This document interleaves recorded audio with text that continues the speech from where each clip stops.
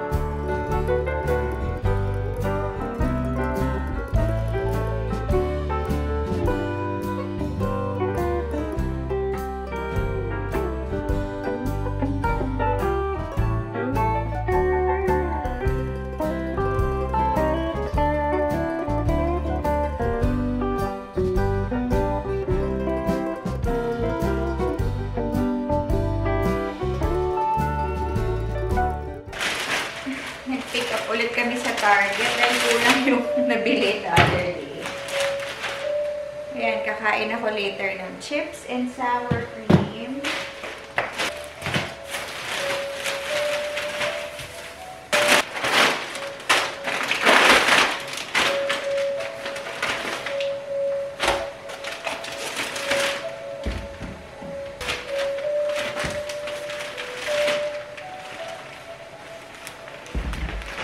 Nagising na yung twins.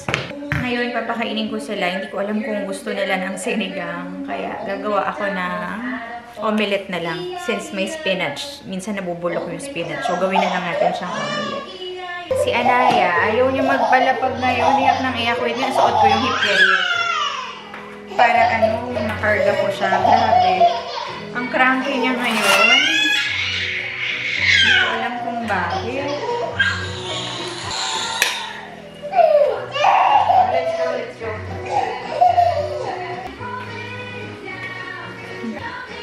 Ay, nako, why? I'm gonna cook eh.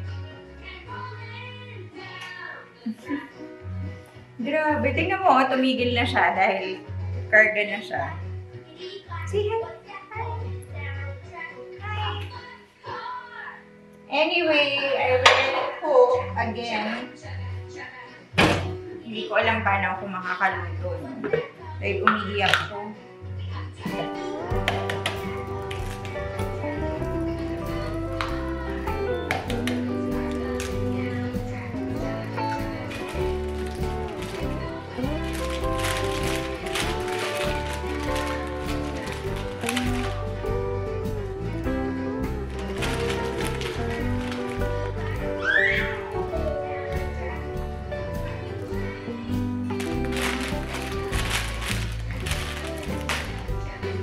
Lagyan natin ng banana kasi ang dami naming banana, baka mabulok lang, sayang, 'di ba? Ay! Oh my goodness, nalaglag. Ay, pwede pa ba 'to? Yung ganyang may brown. Oh my gosh, wag na nga. Yung isa na lang. Pwede pa ba 'to? Parang malamog na siya. Wait. Yung from the last grocery eh. Bumili kasi ako ng bago, tapos baka hindi na siya. Ay! Meron siyang mga parts na may ganun. Safe ba yun? Kunin ko na lang yung walang ganun. We're gonna eat, okay? There. There you go. And then let's blend.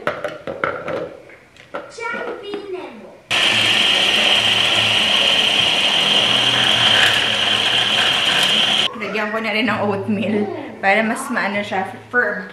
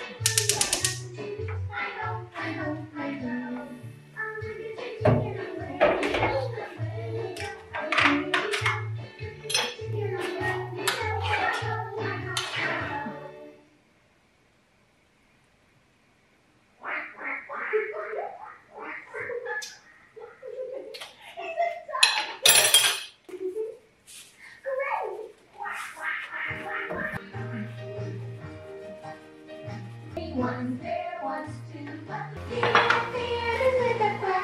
quack, quack, quack.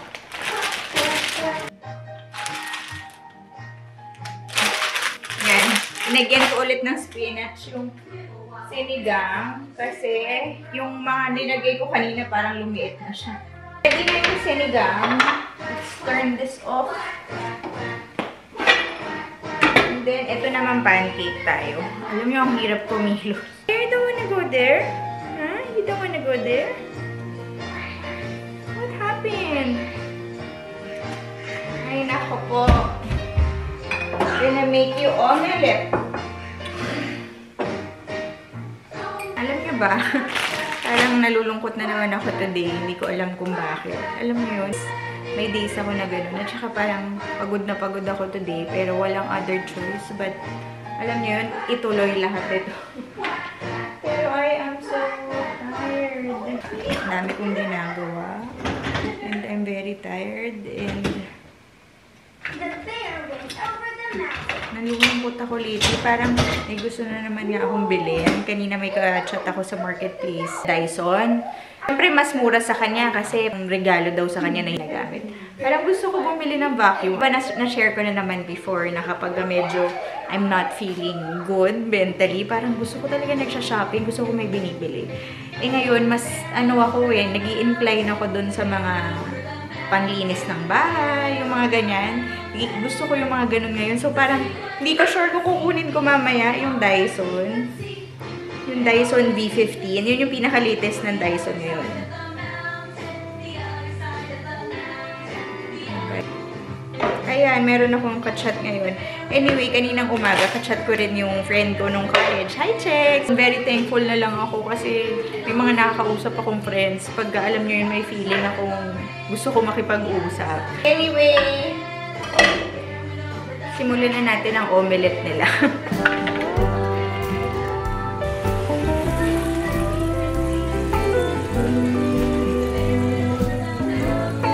Malaki na lang yung ginawa ko para later i-cut ko na lang into smaller pieces.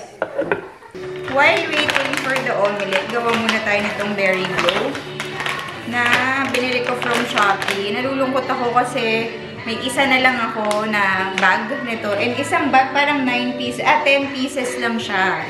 Wala namang Shopee dito. Pero gustong gusto ko to. Lalo na pagka feeling kong ang dami kong nakain.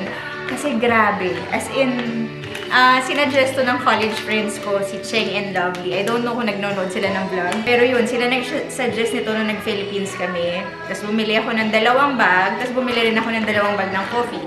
Yung coffee naman, naubos ko na. Pero wala naman mabilan dito. Pero gustong-gusto ko yung mga ganyang drink. Lalo na pagka alam nyo na, gusto mong ilabas na ng kinain mo. Oh my gosh. Very effective tong Berry Glow. Tapos, at meron din siyang glutathione and collagen. So, sulit siya, di ba?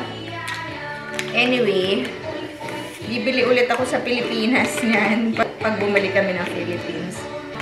So, yan. Gagawa ako ngayon ng juice dahil I need to detox. Wait lang, anak. Linapag ko si Anaya kasi hindi ko ma-flip yung pancake pag karga ko siya. Nagalit siya. Wait lang. Wait lang. I cannot flip Medyo basa pa yung gitna. Ayan.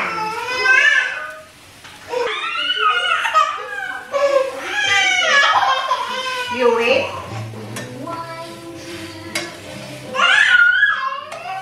Wait, ah.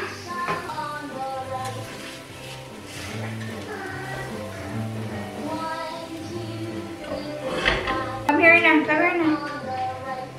Yan, pinaghiwa-hiwalay ko na lang kasi ang hirap niya i-flip pag isang buong pag isang buo, yung malaki, nadurog siya kanina ito, oh. Tingnan nyo naman yung mess nung dalawa. Vacuum natin. Kumain sila ng grapes, pati yung spinach omelette.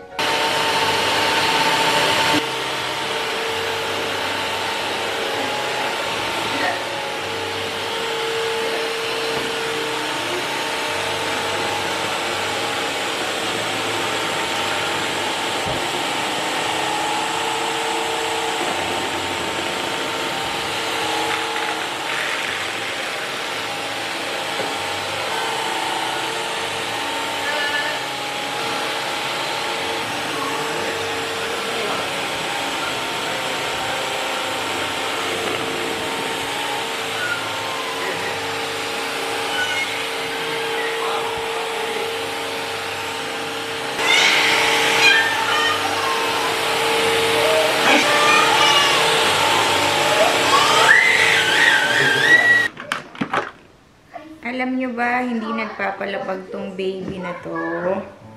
Ay, naku, ang hirap kumilos. Naglilinis pa naman ako. Anyway, pakita ko sa inyo yung dirty water nung vacuum. Tingnan nyo, ang satisfying. Ayan siya, oh. Ayan yung dirty water niya na nakuha dun sa pagbabacuum natin. Anyway, tapon ko muna to.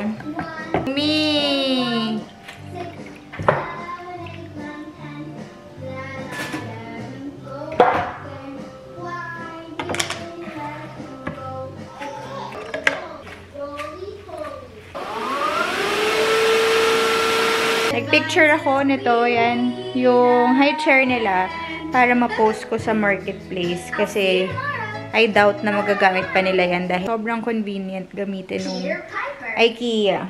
Patong ko kayo dyan. Alam nyo ba, naglagay ako ng spot treatment sa mga pimple dito sa area na to.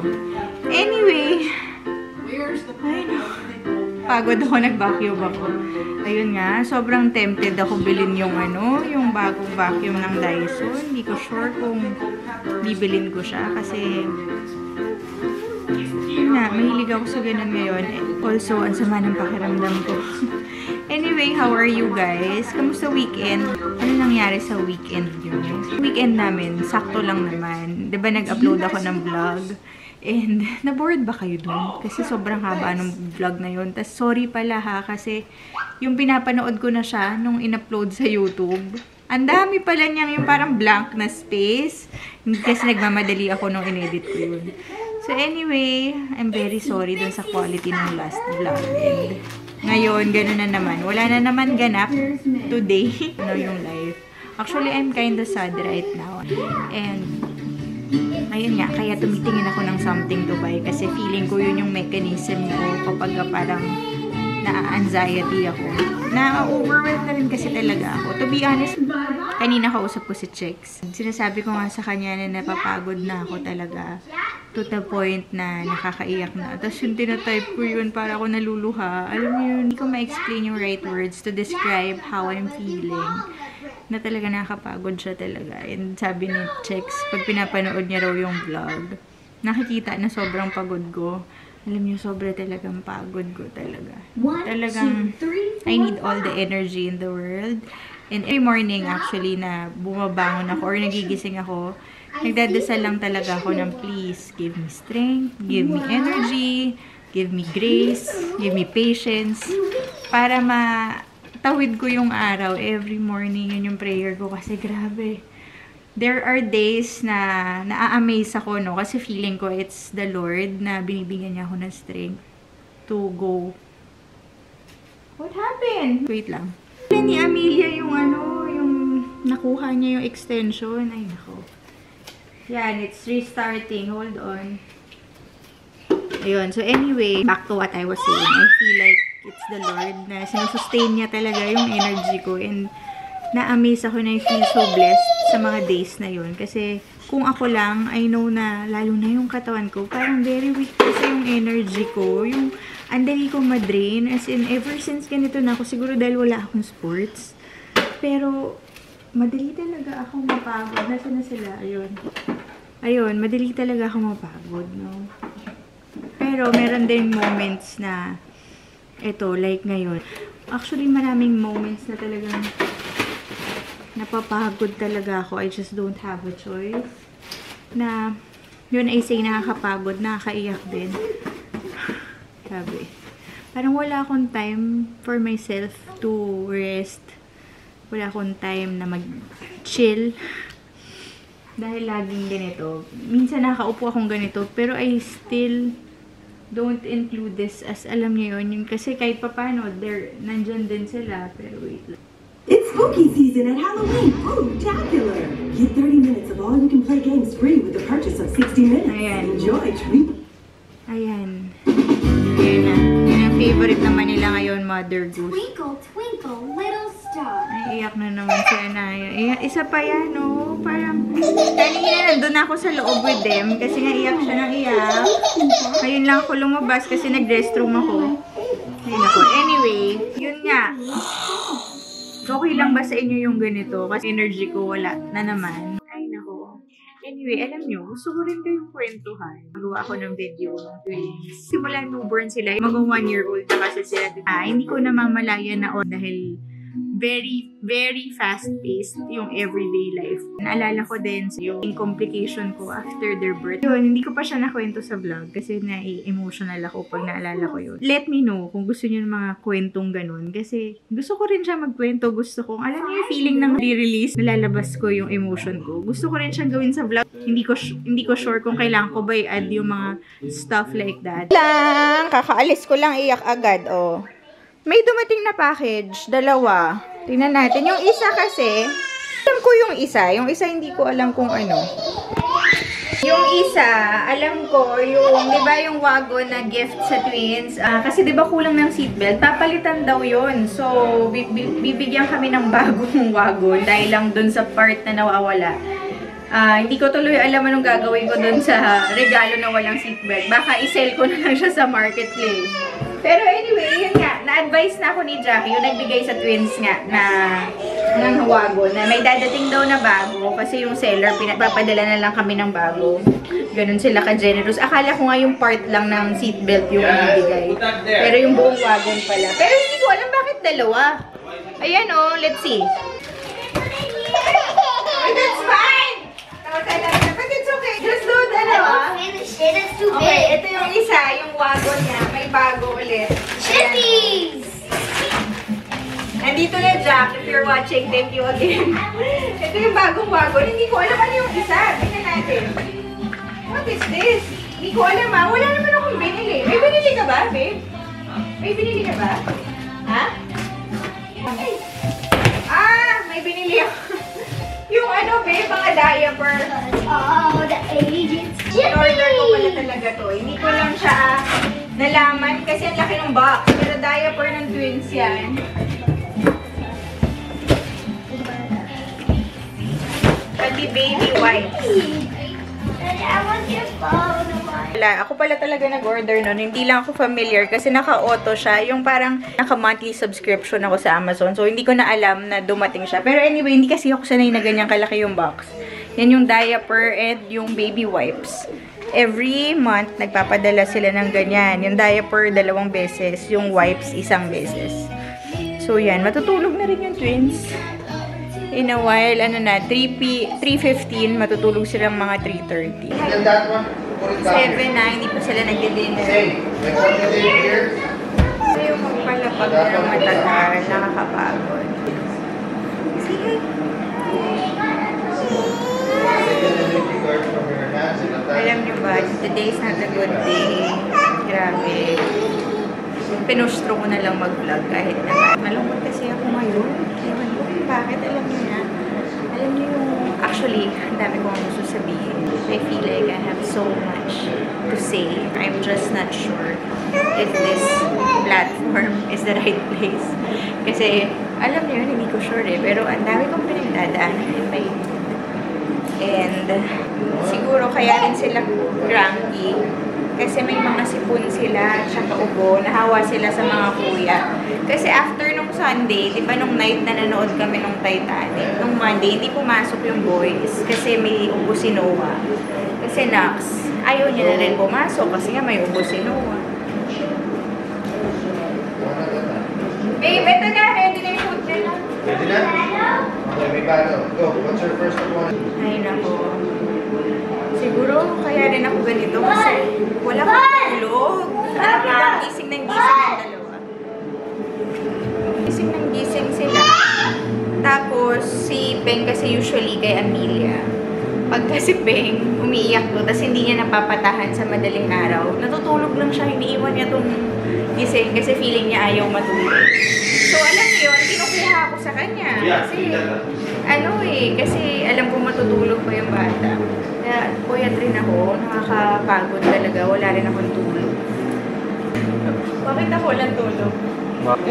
Nagpupuyat ka sa phone mo. Sa phone? Oh! Oo na lang. Shimmy! Dada! Dada! Sakit. Kunin mo na to, oh. Hi, baby girl.